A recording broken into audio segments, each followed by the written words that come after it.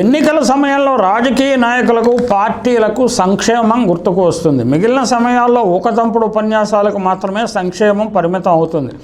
అయితే ఇటీవలి కాలంలో పేద ప్రజల సంక్షేమాన్ని ఏమాత్రం నిర్లక్ష్యం చేయడం సాధ్యం కాదని ప్రభుత్వాలు గుర్తించాయి. నాయకులు కూడా తమ ప్రత్యర్థుల కంటే తామే ఎక్కువ సంక్షేమం చేస్తామని బాగా ఊదుతూ ఉంటారు. అయితే రహస్యంగా సంక్షేమ నిధులకు కోత పెడుతూనే ఉంటారు. అలా చేసేవారిలో చంద్రబాబు పేరు వేరుగా చెప్పనవసరం లేదు. అదే కోవలో ఇప్పుడు నరేంద్ర మోడీ ప్రభుత్వం కూడా చేరిందని గణాంకాలు తెలియజేస్తున్నాయి. మోడీ కల్లబొల్లి సంక్షేమం గురించి ఢిల్లీ ఐఐటిలో ఆర్థిక శాస్త్ర విభాగంలో ప్రొఫెసర్గా ఉన్న రీతికా ఖేరా జామియా మిలియా ఇస్లామియాలో ఆర్థిక శాస్త్ర విభాగంలో పనిచేసే మహమ్మద్ అసజాద్ లోతుగా అధ్యయనం చేశారు. యూపీఏ ప్రభుత్వం అమలు చేసిన సంక్షేమ పథకాలను పేర్లు మార్చి ఎన్డీఏ ప్రభుత్వం కూడా అమలు చేస్తున్నది. అయితే ఈ పథకాలకు చాలినంతగా నిధులు విడుదల చేయటం లేదు. అయినా మోడీ ప్రభుత్వమే సంక్షేమ ప్రభుత్వంగా ప్రచారం చేసుకుంటోంది. ప్రధాన మీడియాపై తనకున్న పట్టు ద్వారా విపరీతంగా ప్రచారం చేసుకుంటున్నది. అయితే వాస్తవాలు ఇందుకు భిన్నంగా ఉన్నాయి. గత 20 సంవత్సరాలుగా సంక్షేమం మీద చేసిన బడ్జెట్ వ్యయం ఎన్డీఏ పథకాల మీద ఎంత జరిగింది, యూపీఏ ప్రభుత్వ హయాంలో ఈ పథకాల మీద ఎంత జరిగింది అని అధ్యయనం చేయటం ద్వారా వాస్తవాలు వెలుగులోకి వచ్చాయి. యూపీఏ పథకాల్లో ఆహార సబ్సిడీ, మహాత్మా గాంధీ గ్రామీణ ఉపాధి హామీ పథకం, మధ్యాహ్న భోజన పథకం, ఐసిడిఎస్, పిఎం మాతృవందన యోజనల మీద చేసిన ఖర్చును పరిగణలోకి తీసుకున్నారు.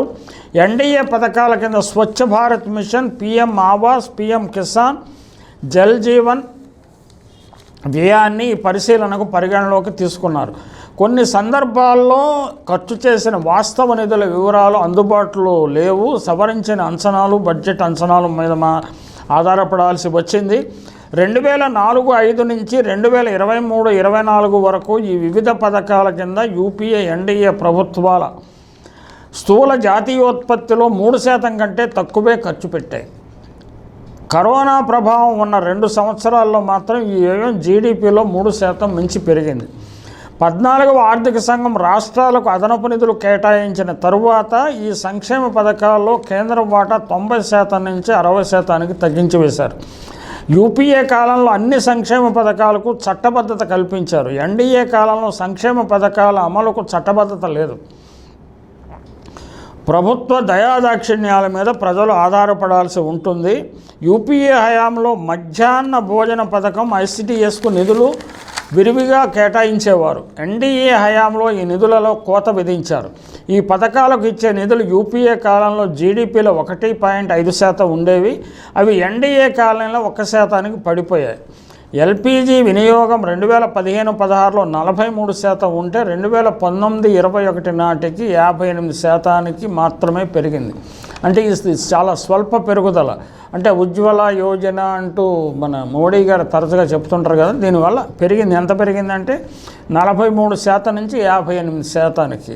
మరి లేటెస్ట్ ఫిగర్స్ అయితే కొంచెం ఏమైనా పెరిగి ఉండవచ్చు, అంటే 15% పెరిగింది. పక్కా ఇళ్లలో నివసించేవారు 56% నుంచి 60%కి మాత్రమే పెరిగారు. తాము చాలా ఇళ్ళు నిర్మించామని కేంద్ర ప్రభుత్వం నాయకులు, బీజేపీ నాయకులు బాగా ఊదుతారు.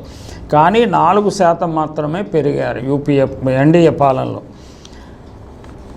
యూపీఏ కాలం నుంచి అమలులో ఉన్న ప్రజా పంపిణీ వ్యవస్థకు పేరు మార్చి ప్రధానమంత్రి గరీబ్ కళ్యాణ్ యోజన కింద 80 కోట్ల మందికి ఉచితంగా బియ్యం, గోధుమలు ఇస్తున్నారు. దీనివల్ల బీజేపీ సంక్షేమ ప్రభుత్వంగా పేరు తెచ్చుకుంది.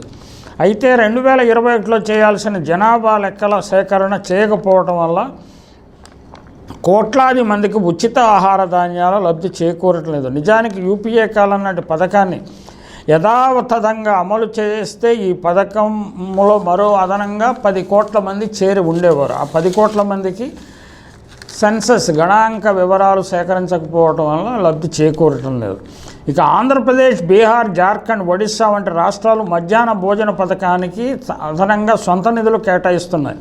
ఇందులో చాలా రాష్ట్రాలు ప్రాంతీయ పార్టీల పాలనలో ఉన్నాయి. ప్రాంతీయ పార్టీలకు ప్రజల సంక్షేమం పట్ల ఉన్న శ్రద్ధ జాతీయ పార్టీలకు ముఖ్యంగా బీజేపీకి లేదని స్పష్టంగా చెప్పవచ్చు.